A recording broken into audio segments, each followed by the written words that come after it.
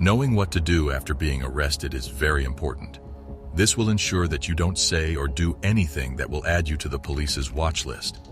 However, others end up outsmarting the police, and they walk out with no charges whatsoever. This is one of those cases. In January 2020, Jonathan Kirk, popularly known by his stage name, DaBaby, was meant to perform at a nightclub in Miami. However, everything changed when the nightclub owner paid him $10,000 less than they had agreed. According to the victim, Kirk jumped him and punched him multiple times before being attacked by more members of Kirk's crew. Shortly after, he claimed he was robbed of his phone, credit card, and $80 in cash, and the only evidence that was there to show was blurry CCTV footage. Kirk's black SUV could be seen fleeing from the scene shortly after. A few hours later, after getting to his hotel, he was met by a team of police who immediately arrested him and took him down to the station. And whenever he inquired, he was told it was part of an investigation. Hey, we just got to do our investigation and that's it. But during his investigation, he showed the police that he wasn't there to joke around. From the beginning, Kirk showed the cops that he wasn't there to play any games. So we just want to get through. This is just a formality. Just name, date of birth, and all that stuff. Instead of giving his details as part of the formalities, he stayed silent. All this time, he had already been read his Miranda rights, so we can say that he was choosing to exercise his right to remain silent. However, instead of doing like the rest and asking for a lawyer, he seemed to have everything under control. What incident? An incident. You had an altercation with somebody? No. You didn't? Did you have a business dealing with somebody? No. You didn't? No. So somebody didn't bring you $20,000 in front of the hotel in your SUV? No. This whole time, Kirk answered the detective's questions with one simple word: no. And given that he did all this while leaning on the table, some would say that it was pretty clear that he had nothing to do with it. As he told his story, he claimed he had nothing to do with the assault. Along the way, he mentioned that his manager was talking with an event promoter about playing at a nightclub called Cafe Iguana Pines. Kirk claimed that he discovered the money was stolen and that the promoter acted strange.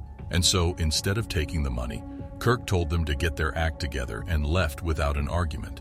So, if that's what happened, how can they explain what happened outside, as seen in the footage? Common sense. You know what I made to even be down here? A promoter booked me at that hotel. I didn't pay to be at the hotel. I was paid for. You'd have let me on my room, you would have saw close to $250,000 cash, legally, hard-earned money. Kirk seems to know what he is doing, explaining his story in the calmest way ever. He makes his case even stronger when he flexes his rapper money all the way, trying to prove that he had nothing to do with it. But let's face it, why would a guy who has about $250,000 in cash in his hotel room need to rob someone of an iPhone 7 and $80? It is clear that the detectives have nothing against him, and his story seems to check out. And so, as long as he sticks to his story, he has nothing to worry about.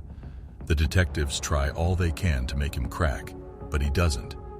The concierge, the counter. Yeah. Where were you coming from at that point? Prime, whatever the hell. I went to eat. I went to get some food. Where is that? I don't remember. You don't know? No. How'd you get there? In the car. Even if he doesn't have a lawyer, he seems pretty fine if you ask me. He knows exactly what to say and when to say it. And by the looks of it, he already has the detectives trapped in the corner. At this point, he has already confirmed that he was arrested with no evidence whatsoever. The interrogation continues for a while, with the detectives trying to push every button to get a confession out of him.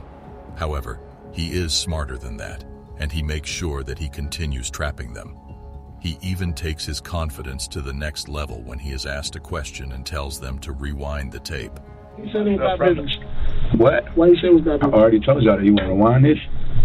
You want to rewind it, bro? I already told y'all, bro. My story not going to come out different no matter how many times I say it, bro. It's not, bro. It's right here. So you press stop and rewind and play, you're going to hear. And to close off his case, he tells them to use common sense, but indirectly. At the end of the day, I would expect people to act on common sense anyway. Well, let's just say that even when they tried their famous technique of leaving the room to get the suspect to crack, Kirk saw this as an opportunity to get some sleep. At the end of it all, let's just say that he walked free 48 hours after his arrest. That's all for today. Hope you enjoyed the video. Make sure to give this video a like and subscribe to the channel for more engaging content like this one.